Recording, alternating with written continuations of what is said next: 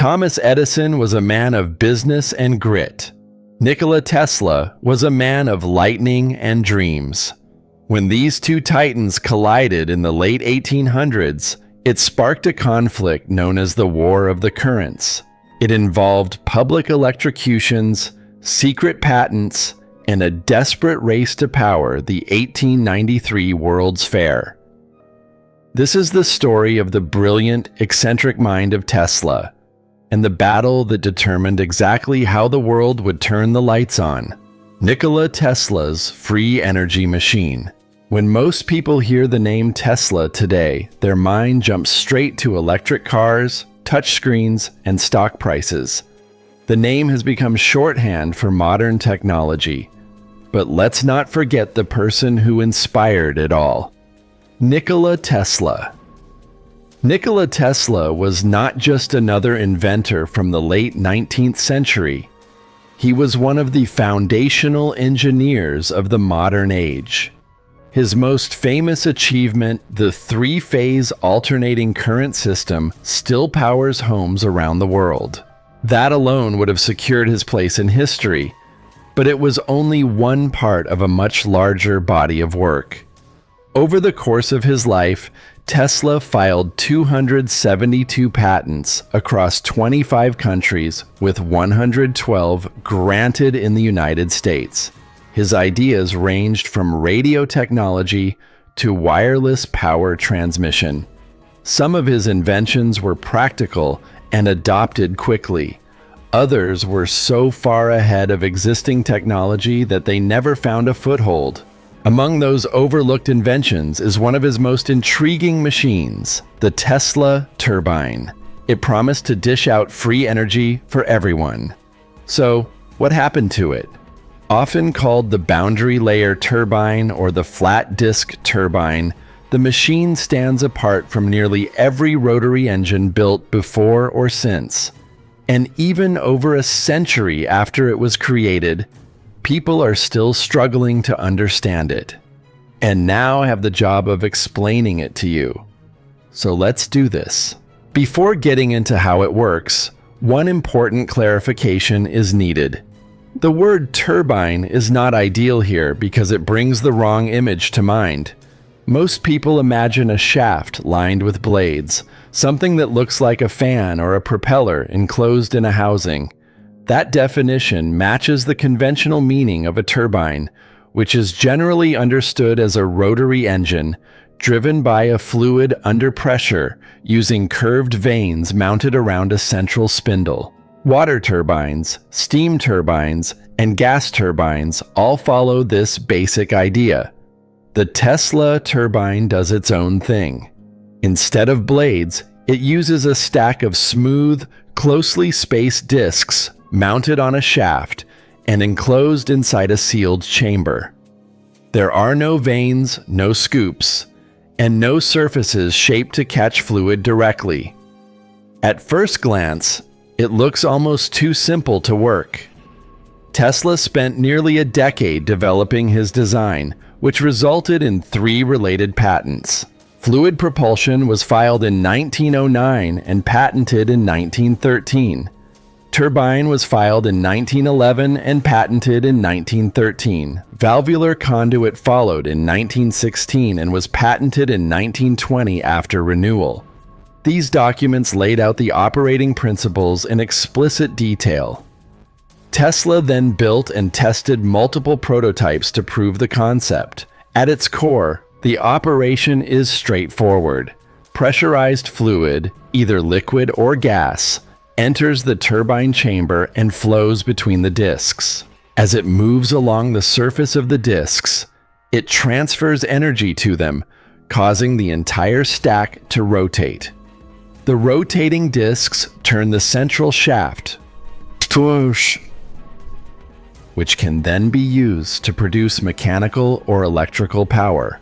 Unlike conventional turbines, the Tesla turbine does not rely on impact. There is no direct force from fluid striking a blade. Instead, it relies on surface interaction. That simplicity has led many hobbyists to build working models of Tesla's original idea using readily available materials. Videos exist showing versions made with CDs or DVDs as the discs driven by compressed air. The basic principle remains the same regardless of scale. You could build one of those at home in your garage using your burnt PS1 games. Remember those? There's even something called the Liberty Engine, which is supposedly inspired by Nikola Tesla's designs. The Liberty Engine is supposed to deliver free energy from a machine about the size of a Roomba. However, everyone on Reddit says it's a scam, so be aware of that. The Tesla turbine operates through fluid adhesion and viscosity, which cause a boundary layer to form against the internal discs. As the fluid clings to these surfaces, it drags the discs along, converting its kinetic energy into rotational motion. And you know what they say about rotational motion. It produces electricity. This smooth, spiraling flow minimizes turbulence and energy loss, resulting in a highly efficient transfer of power. It was efficient being the key word. And this is why Thomas Edison really took an interest in this design and wanted it for himself. But I'll tell you more about that later. Tesla claimed efficiencies as high as 95% for his machine, far higher than conventional turbines of his era. However, those numbers are suspicious because no one has ever been able to replicate them. If his machine worked, theoretically, anyone with some flat rocks and a tube could build their own generator. But it's not that easy, is it? Tesla believed that his machine represented the simplest and most efficient rotary engine ever devised. Yet, for all of his promises, the turbine never achieved widespread adoption. Tesla received his turbine patent in 1913. Like many of his ideas, it arrived before industry could fully support it. Manufacturing high-quality discs was a serious challenge at the time. Metal purity was inconsistent. Balancing the discs was difficult. At high rotational speeds, the discs were prone to stretching and deformation. Tesla was convinced his machine worked. But actually building one to exact specifications was proving to be a nightmare, which is why some people say that now, all of these years later, modern materials could be used to solve the original manufacturing problems. Advances in metallurgy, precision machining, and composite materials like carbon fiber would dramatically improve disc performance. So, why isn't anyone building a Tesla turbine? I honestly don't have an answer. All I can think is that the energy companies are making dang well sure that nobody does. And if someone does figure out a functioning Tesla turbine, they vanish under mysterious circumstances. For Tesla, the bigger obstacle to getting his turbine off the ground turned out to be a human. After successful small-scale tests, Tesla built a larger turbine for testing at the New York Edison Company's main powerhouse. The setup involved 2 turbines producing 200 horsepower and reaching 9,000 RPM. The test was observed by engineers loyal to Thomas Edison, Tesla's longtime rival. Their assessment was lukewarm at best. No duh, they're on Team Edison. These guys claim they were not impressed by Tesla's enormous turbine. At the same time, major electric companies had already invested heavily in conventional turbine technology. A successful Tesla turbine would have required them to abandon existing infrastructure and start over. The poor reviews from Edison's goons made that risk easy to avoid. Tesla had the power, the machine, the electricity. But because of Edison's influence over the newly formed electric companies, Tesla got screwed. There's no other way to say it. His idea for a free energy turbine was tossed discreetly into the trash. Some historians believe that Tesla may have exaggerated test results out of desperation to beat Edison. After his death, researchers failed to replicate the extraordinary efficiencies that he reported. They still have not been replicated, leading many to believe that Tesla was lying. In the 1990s, Warren Rice, a professor at Arizona State University, conducted his own extensive research on the technology. His findings showed efficiencies in the range of 30% to 40% for modern implementations. That was far below Tesla's original claim of 95%. Today, the Tesla turbine remains largely a curiosity.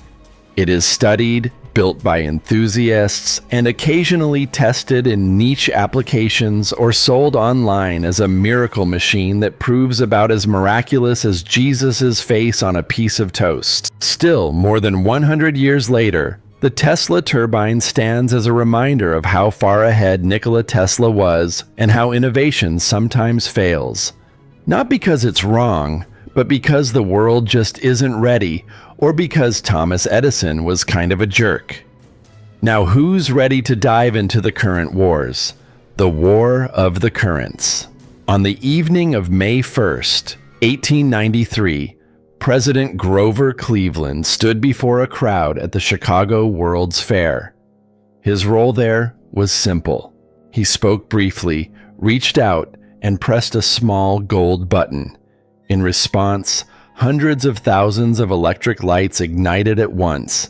They shimmered across the Grand Basin, traced the outlines of enormous neoclassical buildings, and turned the night sky into a glowing canopy. It may not sound impressive to you with all of your fancy lights, but in 1893, nobody on planet Earth had seen anything like it. The Chicago World's Fair marks the rebirth of the city itself after the catastrophic fire of 1871, but it also marked something far larger. Over the next 6 months, roughly 27 million visitors passed through its gates. They didn't just see architecture, art, and machines. They saw the winner of the last decade's fiercely competitive war to bring one electric system into every American's home. That war was waged between Thomas Edison and George Westinghouse, with Nikola Tesla standing between them. It was a contest of money, fear, publicity, and belief. The outcome would determine how electricity reached homes, cities, and eventually the modern world. The problem for Westinghouse was that before the current wars even began, Thomas Edison was already famous. And being famous is a big head start in any competition. By the late 1870s, still in his early 30s, Edison had become a symbol of American invention.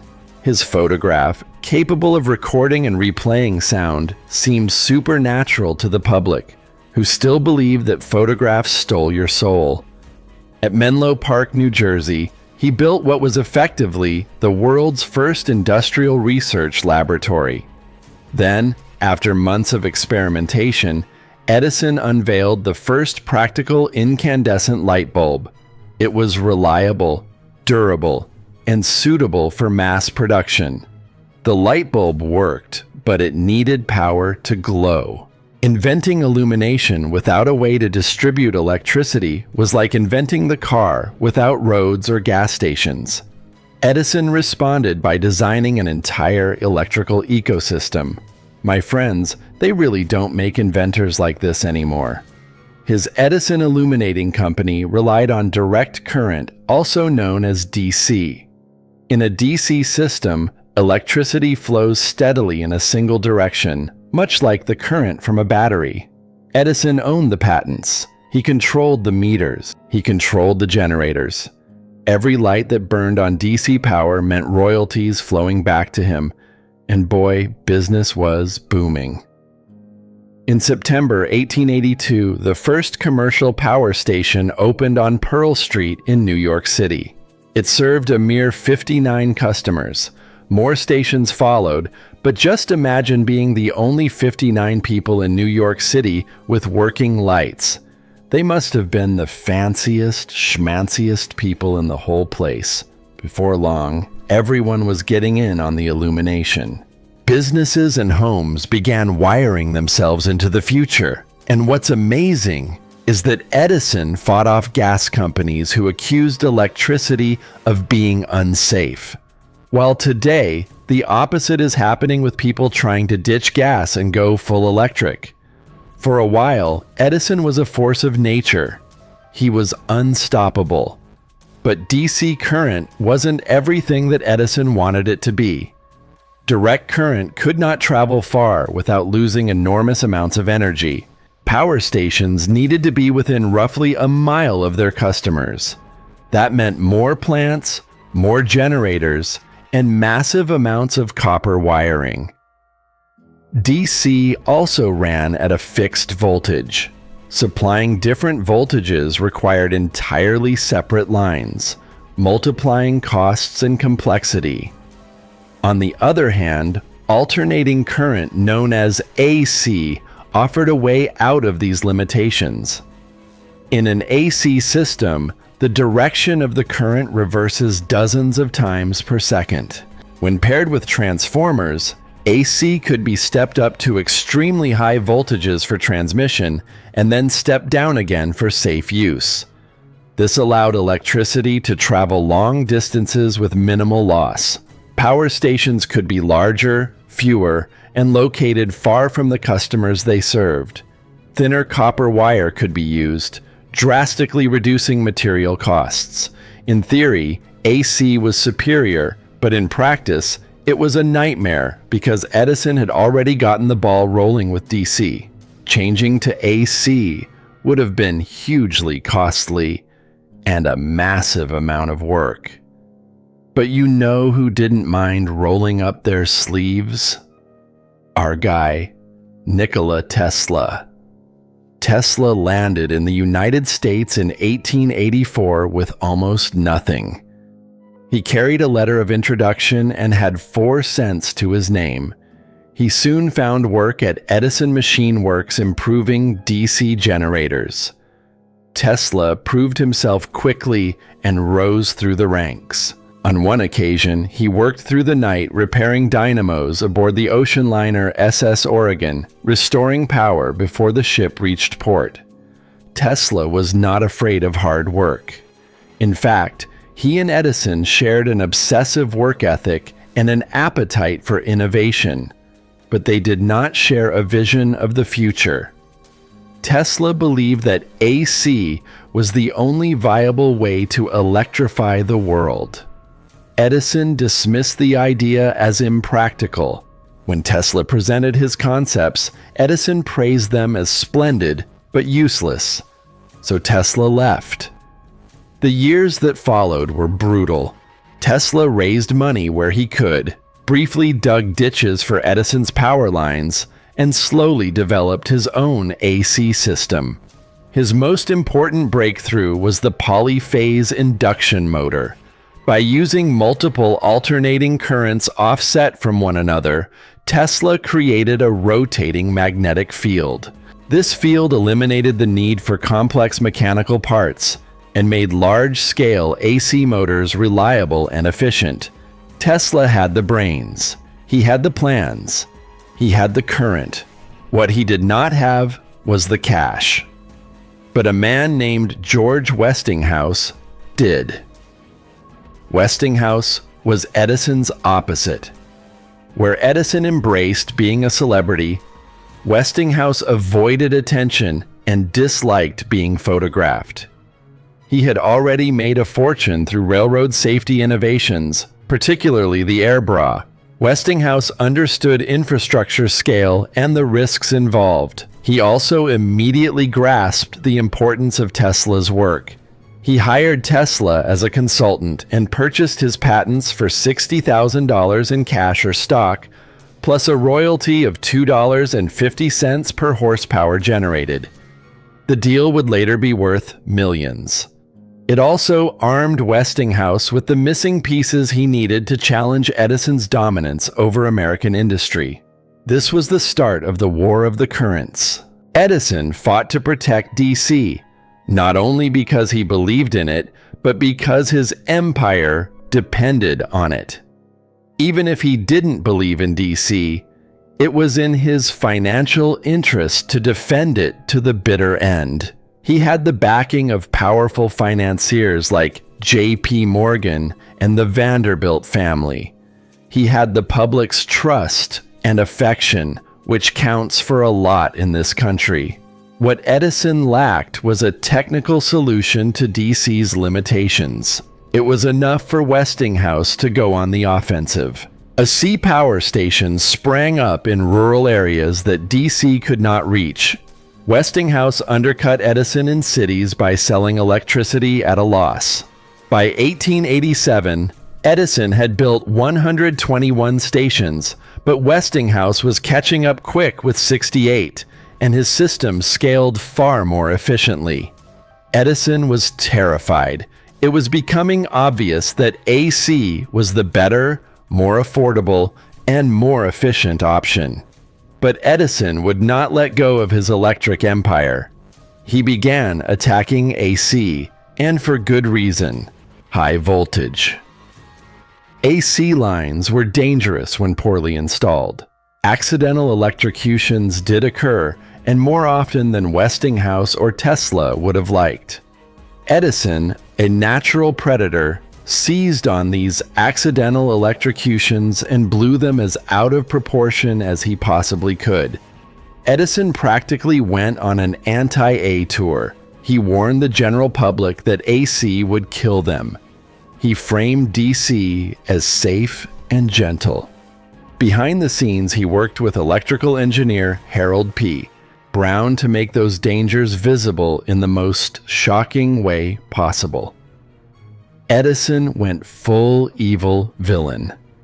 I don't really like to bring this up because it's so horrible, but it's also true and a part of history. Edison began publicly electrocuting animals like elephants and bears in demonstrations to make it seem as if AC was lethal. The whole thing was just diabolical. Edison, a scientist, knew AC was the better way to go.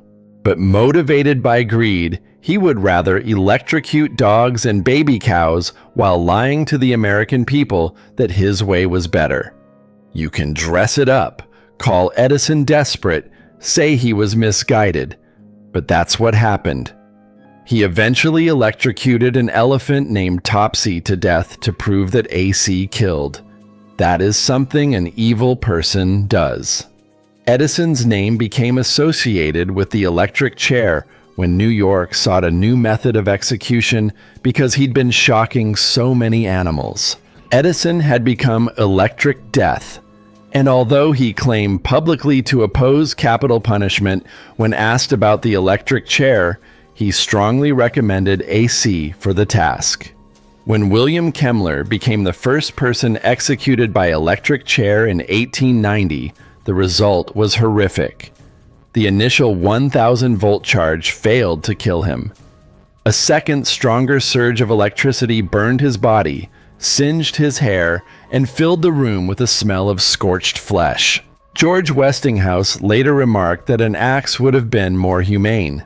Whether this painful episode was Edison's fault or not, all I can say for sure is that public fear of electricity intensified by a lot. But I guess smelling a burning human will do that to you. Then came the death that shocked the nation. In October 1889, Western Union lineman John Fees slipped from a pole in Manhattan and grabbed a wire that he believed carried low voltage. Unfortunately for John, the wire had been cross-connected with a high-voltage AC line. Feeks died instantly, but remained tangled in the overhead wires. For over 30 minutes, his body burned as blue arcs flashed and blood dripped onto the street below. Thousands watched in horror, but oddly, could not look away. It was a visceral scene and a tragic death, but it couldn't stop a sea's takeover. Edison's resistance was weakening, while at the same time his myriad of lawsuits was draining all his money. Competing DC firms also began eroding his monopoly by taking over chunks of his territory. In 1892, his company merged with Thomson Houston, forming General Electric. And guess what? Quietly, without much fanfare, Edison switched to AC. I can't help but feel like he knew that AC was the way to go the whole time, but he tortured animals anyway. Then, when there was no more fight left, and only then, he capitulated. The end of the war came soon after in Chicago. The 1893 World Fair was the beginning of the New World. The fair needed power on an unprecedented scale to impress visitors from around the globe. Westinghouse underbid General Electric and won the contract to do the fair's electricity. When President Cleveland pressed the button, it was AC that lit up the fairgrounds, not DC. And it was all because Tesla got a job for a guy named Edison, gave him a great idea, and was ignored. How many times has this probably happened? Maybe even to you at work. Probably a bunch, right? Next time, I guess just start your own company and run your old boss out of business. Easy peasy. In the aftermath of the current wars, Edison moved on, and Westinghouse continued expanding his businesses and growing his legacy. Tesla, on the other hand, faded into obscurity. He never made it rich. In 1943, Tesla died alone in his New York hotel room, but he left behind quite the legacy: Nikola Tesla's secret earthquake machine. Tesla's reputation was shaped as much by his personality as by his inventions. Over time, stories grew around his work, blurring the line between documented experiments and exaggerated claims. Some say he built a time machine. Others say he developed wireless electricity. One of the most outrageous claims is that Tesla invented a machine capable of causing earthquakes. And there is actually a bit of truth to that one. Tesla believed that understanding the universe required thinking in terms of energy, frequency, and vibration. This was Tesla's holy trinity. For him, resonance was a fundamental principle of reality. He believed every object had a natural frequency at which it would vibrate most strongly. In 1896, Tesla began working on steam-powered oscillators designed to generate controlled mechanical vibrations. These devices use steam to drive a piston back and forth, creating oscillations at adjustable frequencies. His goal was to explore whether mechanical vibrations could be transmitted and then converted back into electrical energy at a distant location. By 1897, Tesla had built a working version of his oscillator. The following year, he reportedly tested it in his laboratory on East Houston Street in New York. According to some accounts, the vibrations produced by the machine were strong enough to shake the building. The neighbors felt the movement and feared that an earthquake was happening. Police were called to the scene, believing something was seriously wrong. Tesla explained that the machine had matched the building's natural resonance, amplifying the vibrations far beyond anything normal. Once the oscillator was turned off, the shaking stopped. If this is true, which it may or may not be, it means that Tesla's device could crumble any building where it was turned on. Simply leave it in a 100-story office building and wait for the vibrations to bring it tumbling down. Seems like a dangerous weapon, if you ask me. The oscillator itself's 100% real. It was patented by Tesla. However, the part that remains shrouded in rumor is whether it could shake buildings. That part hasn't been proved yet.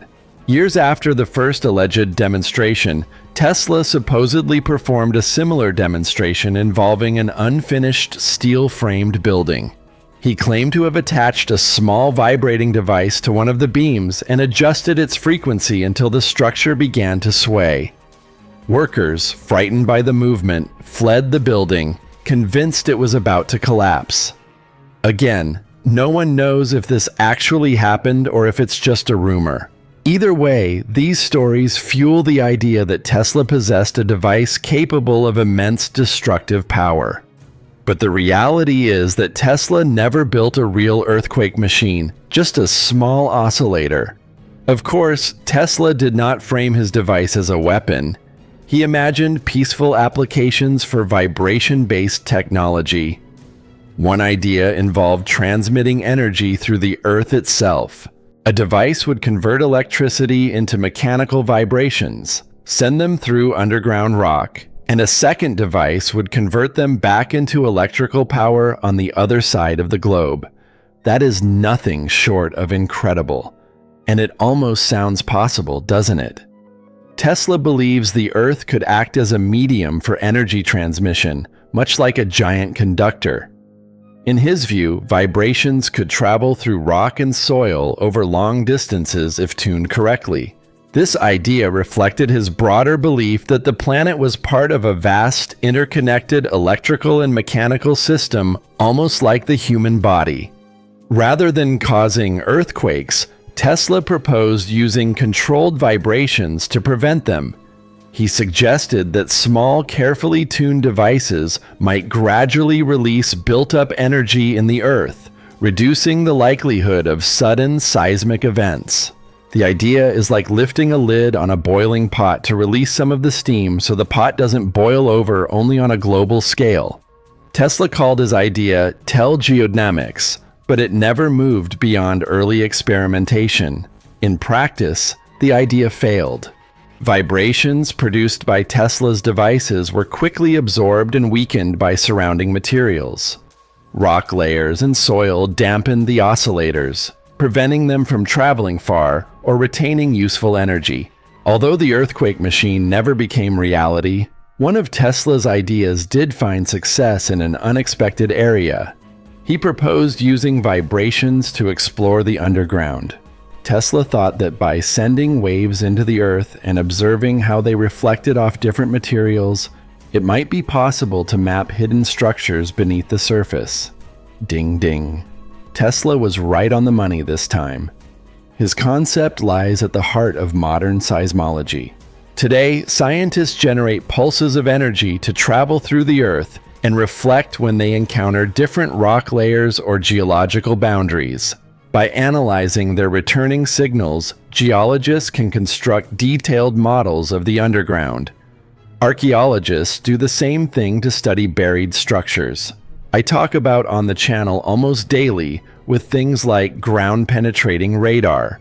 So, while Tesla did not develop modern seismic imaging himself, his ideas helped develop it.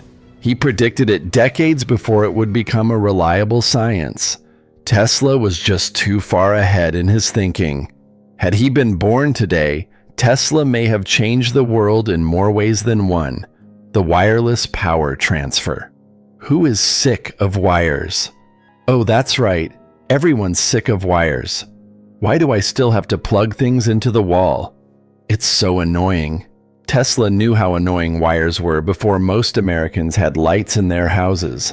Tesla's vision for wireless power was one of the most ambitious technological ideas of the early 20th century.